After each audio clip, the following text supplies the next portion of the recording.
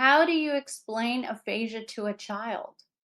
When a parent or a loved one experiences a stroke, the whole family is impacted, including the youngest members. And how do we help kids understand what is happening so that they don't feel like it's a personal affront to them if dad calls them by their sibling's name or their dad says no when really he means yes? All of this can be very, very confusing. My guest today is Lisa Samson. She's a speech pathologist who saw a need and created a wonderful illustrated book to help families and children bridge the gap to understanding stroke and aphasia. Lisa Sampson is a speech pathologist working with individuals and families impacted by aphasia. She was inspired one night trying to get her daughter to go to bed that she came up with the idea of the book that she's going to share with you guys today. Her passion is aphasia advocacy, and her book, Listen with Your Heart, is a wonderful resource to bridge the gap for families and children or grandchildren to understand a little bit more about aphasia. As Lisa is the author of this book, she does receive financial compensation from book sales, and we encourage you to find her book on Amazon. The link will be in the show notes. Without further ado, Lisa, welcome to the show. Thank you so much for having me. I'm so excited to talk to you today. This is so great. I saw your book come out. How long? It's been out a few months. It's June, so we're just about over 6 months. Nice. And what I loved when I saw this book come out is that number one, the topic, near and dear to my heart. We do have younger folks having strokes, and they might have young kids in the house, or it could be a grandparent and they have young grandkids. But the illustrations are really attractive. Thank you. And so let's jump into tell us first a little bit about you. How did you become a speech pathologist and what is a little bit of your background? Sure. So I was introduced to the field of speech pathology because my older sister, she was dating somebody, and that guy's mom was a speech pathologist. I've never heard of the field before. So at a very young age, I knew I wanted to be a speech pathologist.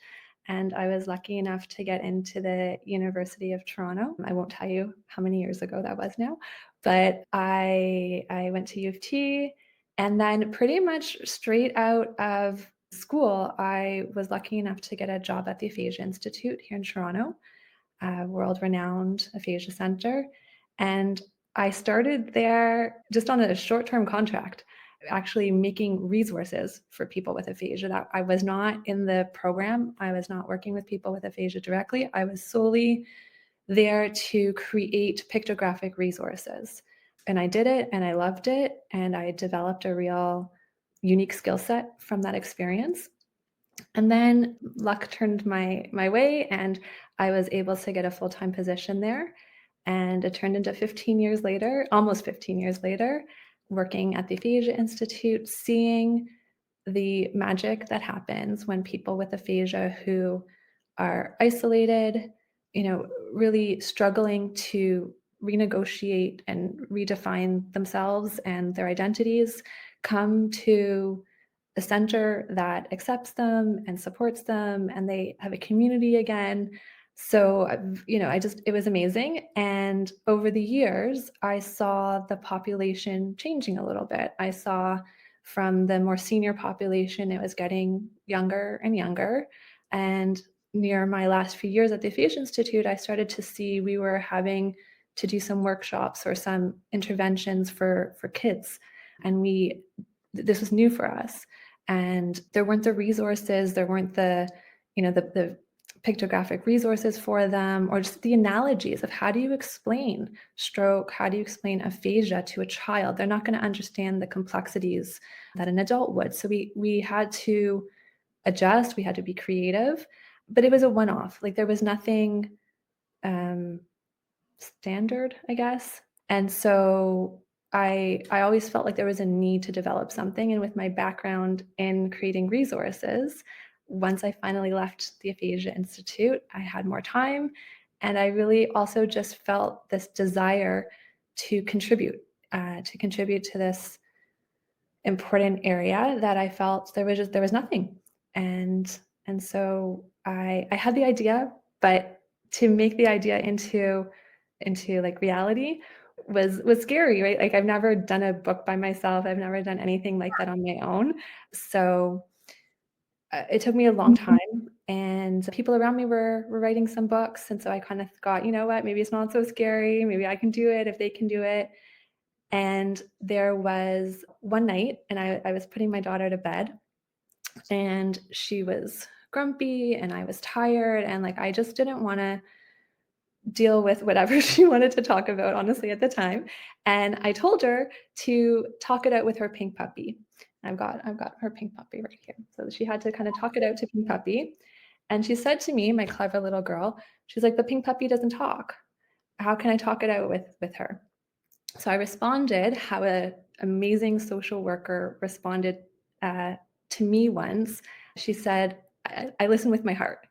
And so I told my daughter that Pink Puppy doesn't talk, but she listens with her heart. And so that she could, go to bed, talk it out with Pink Puppy. I could go, she could go to sleep, and that would be it. And that interaction with my daughter just, I don't know, things collided inside my brain and it just created the inspiration, that little bit of a hook for me to think about, that's it. Like that's how I'm going to explain how people with aphasia, how you need to listen with your heart to people with aphasia. They might not speak, but they're listening, and you have to listen with your heart to them. You can't focus on the words that necessarily they're saying. Maybe the words are not right, and so you have to kind of take in the whole big picture by listening with your heart. And honestly, it just poured out of me after that. Wow. I like serious chills. Like, Thanks. because I think what you hit on is so incredibly fundamental of what, but you condensed it down. Listen with your heart. I mean, that's your next website, by the way. Yeah. But I have to make it clear, like, I have to give credit where credit is due. Charlene Sherman, who's giving me permission to use her name, is an incredible social worker who I worked with for many years. And when we would run support groups, I was a new grad. She was an incredibly seasoned, amazing clinician. And I would ask her, like, how did you know what to say? Like, how did you figure that out? How did you get what was under the surface? And she would casually respond, "Oh, I listen with my heart." And so that phrase was kind of inside of me, but yeah, it came out in a unique way, and then I applied it in a different way. Absolutely. So she might have said the words, but you ran with it Absolutely. and created this amazing product. Yes. I would love to share with the audience, for those of you who are watching on video, whether it's YouTube or on the Listen for Life Aphasia podcast.com, you can see the flyers that Lisa's going to share with us now. And Lisa, I'll have you describe them out loud Sure. for the folks that are just listening to us.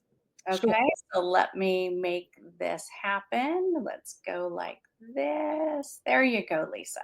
Okay, so here is just an image of the cover of my book. So we've got Pink Puppy, who of course is the star of the book, along with Sam, who's the little girl, and her dad, who's had the stroke. So, and then the back cover is just a bit of my background and a little summary of the book. You don't want me to read it out, do you? No, I think if you just tell us what it's about, and then we can move to the next slide. Sure. So basically, it starts off where dad's gone to the hospital, and Sam and mom are home and anticipating dad's return. If you can go to the next slide. So there's a lot of anticipation, a lot of excitement from Sam. And Sam and mom talk a little bit about, remember when dad gets home, things might feel a little bit different. Sam's just bursting with excitement. She makes a sign to welcome daddy home. And here you've got a picture of dad and mom walking in the door and Sam greeting them. You can go to the next one. And then after a little bit of time, things don't go exactly how Sam anticipates. So dad's not as expressive or doesn't comment on how amazing Sam's poster is like he used to. Dad's tired. Dad's not kind of the same way as he was before his stroke.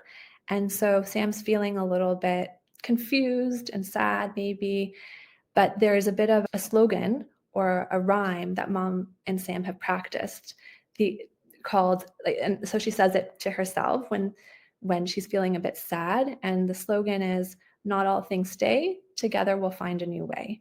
And that really came from the concept of the new normal. We talk a lot about that with people with aphasia, kind of adjusting to the new normal, the idea of second best. And so I try to apply that into a more kind of kid-friendly way with using this little rhyme that Sam tells herself whenever she's feeling a bit sad. So that's this page here. You can go on to the next. And then Sam and Dad go to the park, but again, it doesn't quite go as Sam's used to. Dad can't play in the same way. He's not as active. He's making the effort. He's walking. He walked to the park with her, but he's just kind of sitting on the bench, not participating like he used to. And then they do end up having a good time at the park. Sam uses her imagination. There's some creativity there. The idea of making the best of the situation is talked about in those pages. And then on the way home, Sam looks up at Dad, and Dad actually calls her Sarah.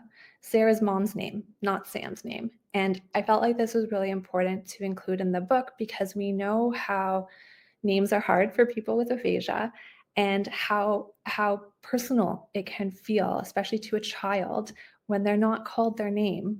Does dad not know me? Does dad not care about me? All those cascade of feelings that a little child might feel when they're not called their correct name. And of course, we know as clinicians, it's not that he doesn't know, it's not that he doesn't want to call her the right name. It's just that word finding difficulty. So I thought that was an important concept to talk about. And what I want to also highlight here on this page is you can see at the bottom, in the little blue section, there's some prompts for the person reading the book. So it's not just the words in the book, there's also a bit of guidance given to the caregiver on what questions to ask, follow up. So for example, on this page, there's a question to ask the child, has your blank ever called you the wrong name? How did it make you feel? The idea really, from my background in creating resources for people with aphasia, is that I wanted the book to be more than just a book. I wanted it to be a conversation starter. I wanted it to open up those conversations that people might not even know they need to have or how to have them. If they want to have, a parent wants to have this conversation with their child, but they just don't know how to start it. How do this parents are dealing with so much right now. So I felt like adding some prompts to the bottom of some of the pages would be supportive and make the book more meaningful and really allow who's ever reading it to dig deeper. And so that's this page here. So they're walking home and Sam's a bit upset. She talks to mom about why she's upset. Mom realizes that although they had talked about stroke and aphasia, Sam didn't quite get it fully. So there's a recap of what is aphasia and the idea of messages being exchanged. So that's what they're talking about here. And then there's a concept of helping a child understand what does word finding mean? What does the changes in dad's brain mean? And so I used an example here of like a messy dresser, and that instead of clothes, it's words.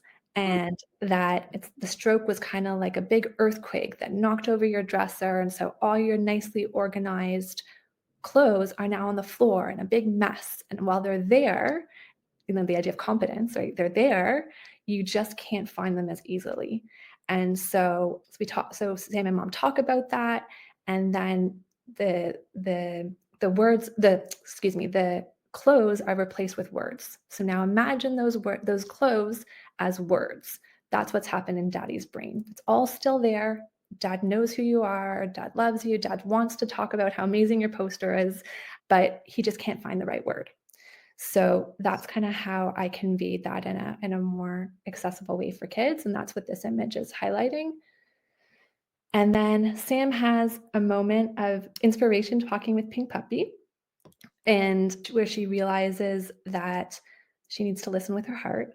And through that conversation, as well as the information that mom gave her about stroke and aphasia, she starts to realize that even if dad says no, but shows something different, like maybe a smile on his face or a thumbs up, he doesn't mean no. She has to listen with her heart. She's not going to listen to the word necessarily. She's going to listen with your heart and look at the whole picture, like total communication, and go with that. So she asks, Dad, can you play a puzzle with me?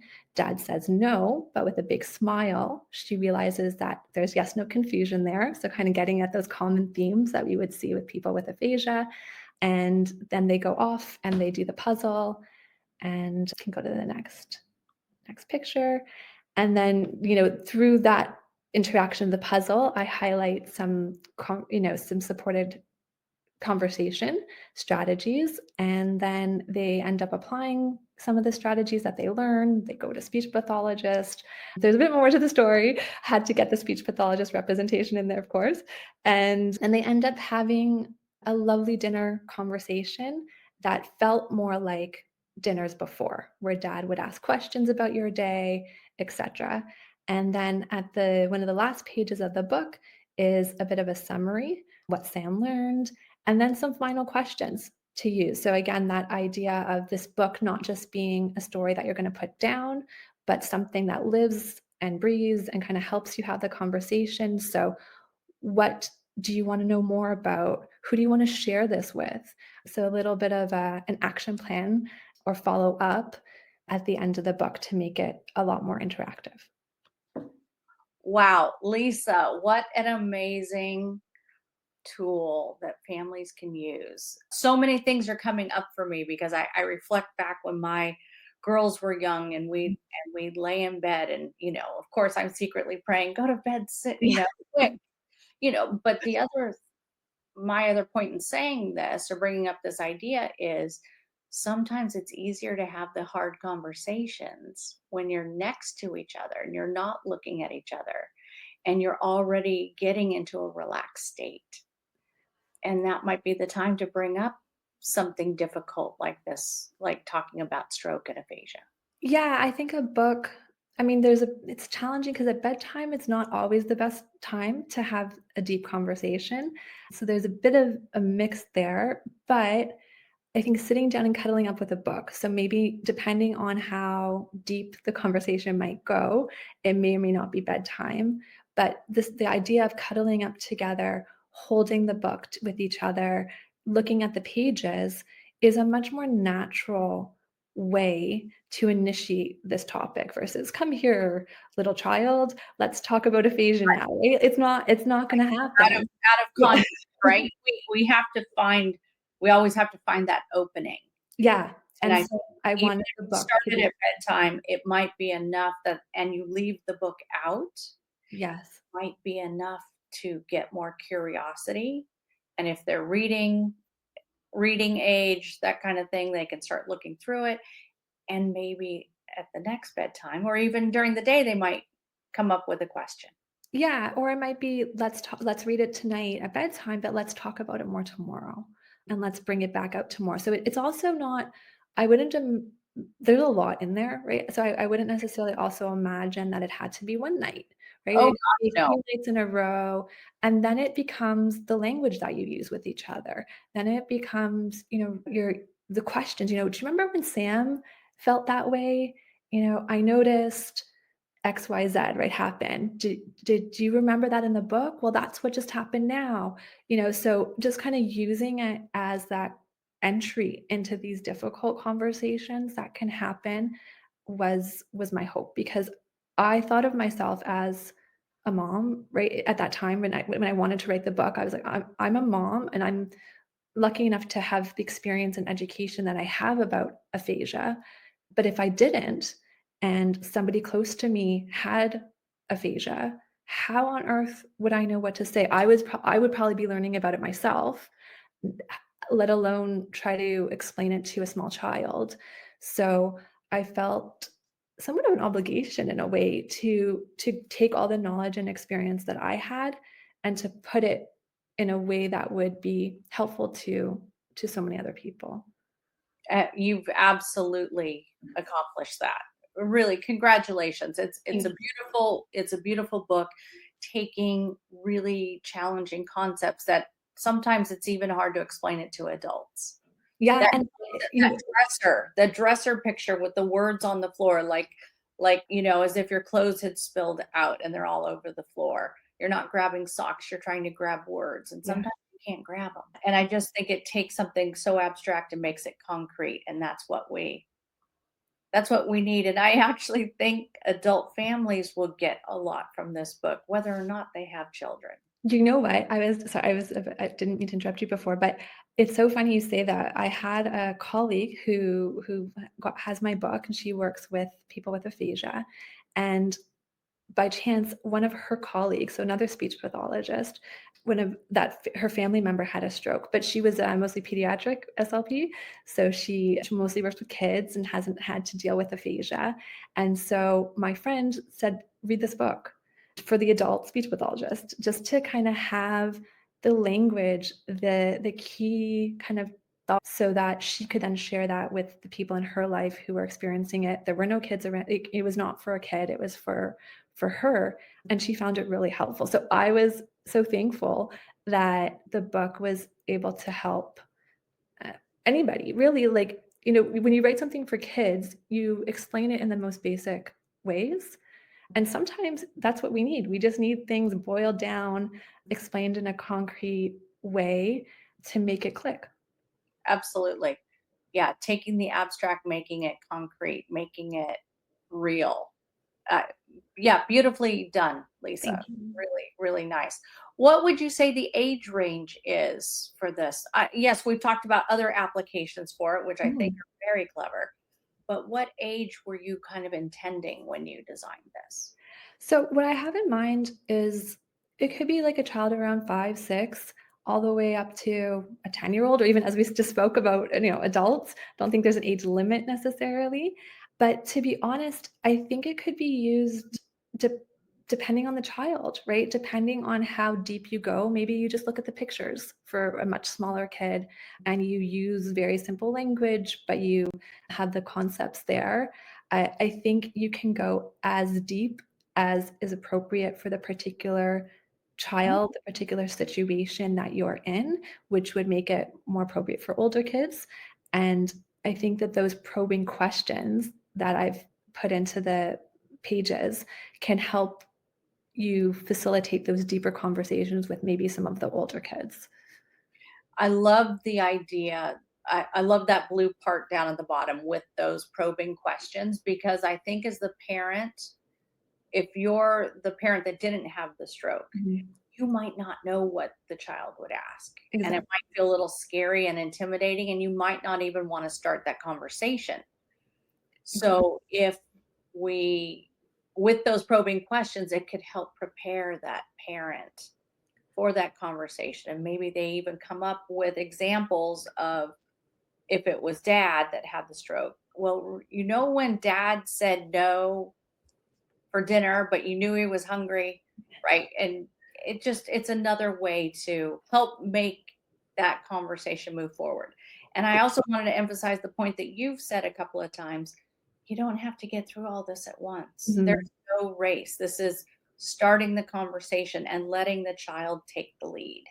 Yeah, I think that's really important, and I think that there's a page of instruction, or light instructions on in the at the beginning of the book that kinda helps guide who's ever reading the book with the child, and does prompt them to suggest that maybe you wanna read through yourself first, to then think of those situations that are relevant to your family. And you're exactly right in that I used my experience in facilitating many support groups over the years of to incorporate, what are the common questions, what are the common challenges that come up, but that only once you've kind of lived it or had some time do these things arise. And I wanted to kind of put that on the table and say, look, these are the things that are very common. These are the questions that are very common. And here is a way to enter those difficult conversations in a supported way, in an appropriate, child appropriate way, so that it's already laid out, so that you're not going to be surprised down the road, right? Oh, right, I should have explained word find, maybe yes, no confusion, or calling you, the child has maybe been sitting for a few weeks wondering why their parent with aphasia is calling them their sibling's name and not their own name. And does that mean that mom or dad loves, Billy more than me? And so all those feelings that they may be sitting with that they don't know where to put them or how to even ask about it, my hope was that the book would open it up to have those discussions. Love it. Lisa, I like to end each episode with a bit of an action step for our audience. Do you have an idea of what you would like that action step to be for them? I do. I would love for them to just kind of know about this, number one, to know that there is this resource out there for families, because there isn't a lot out there right now, especially from that parent-child perspective. So please share about it. Please let people know about it. And then I would also say that I am working hard to make it as accessible for people with aphasia as possible. And I'm looking for a partner, I'm looking for some funding to be able to get the book where people need it, where people can access it, but there's not the financial barrier.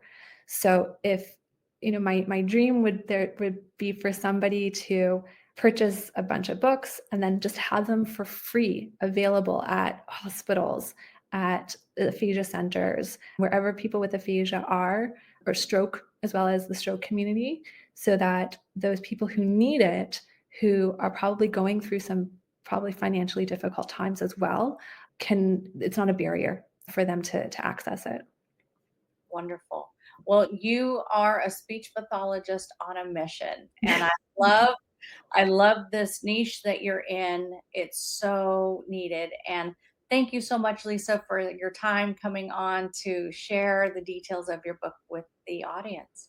Well, thank you so much for having me. I appreciate it. Wasn't that a great conversation with Lisa? I am so impressed with her book. And speaking of her book, it is available now on Amazon. And the beauty of Amazon publishing is that if you order it today, you will get that book within 2 days. So I will link the exact Amazon link in the show notes so that you can share that book. And I encourage you, if you know someone who has had a stroke and there are young kids or young grandkids, would you do a favor and send them that book? That would really help. And like Lisa said, she's looking for an angel investor who would be willing to purchase a bunch of these books so that they can get distributed out into the world. And before I leave you today, I want to thank our sponsor, Life Aphasia Academy. That is the educational resource branch of Life Speech Pathology. And that is where we bring things to you like our new guide. For those of you with aphasia, do you wonder if aphasia recovery stops? Well, I will tell you now that it doesn't stop, but it's not going to keep going the way you want it to if you're not doing anything about it. So that's why we created the guide, 3 key reasons aphasia recovery never stops. And it literally is the guide. It talks to you about neuroplasticity. How do you facilitate that? How do you really capitalize on your brain's ability to reconnect? Just like Lisa was talking about in her book, the dresser drawers that spilled open and now there's clothes all over the floor. That's just like your words. Your words are all over your brain, and they're organized in lots of different ways, by category, by memory, by the time of your life. I mean, and there's lots of redundant systems also. So, what we did in this guide was help inspire you how to create a 7-day schedule to be working on tasks. And I'm not talking about heavy lifting, it's about consistency, working on things that you love. If you are into fishing poles and fishing and you've got the latest catalog, pull it out. Let's find some new ways for you to keep that neuroplasticity going. And then for spouses, care partners, caregivers, we see you too. We understand the roles and responsibilities you're taking on.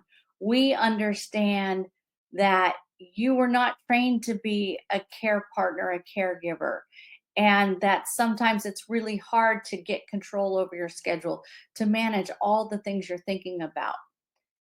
So, for you, we have created the 5-day email course. It's free. All you have to do is sign up. It walks you through one small action you can take, a different action, one of each of 5 days in a row, so that you can go from chaos to clarity. And when you build that extra space in for yourself, when you give yourself some extra bandwidth, then you're better able to support your loved one with aphasia, whether it's just with communicating or connecting or actively doing rehab and practicing at home. So, with all that being said, thank you, thank you, thank you for listening. Please subscribe, give us a 5-star review on your favorite podcast platform. And more than that, share this episode with a friend. I encourage you to keep moving forward.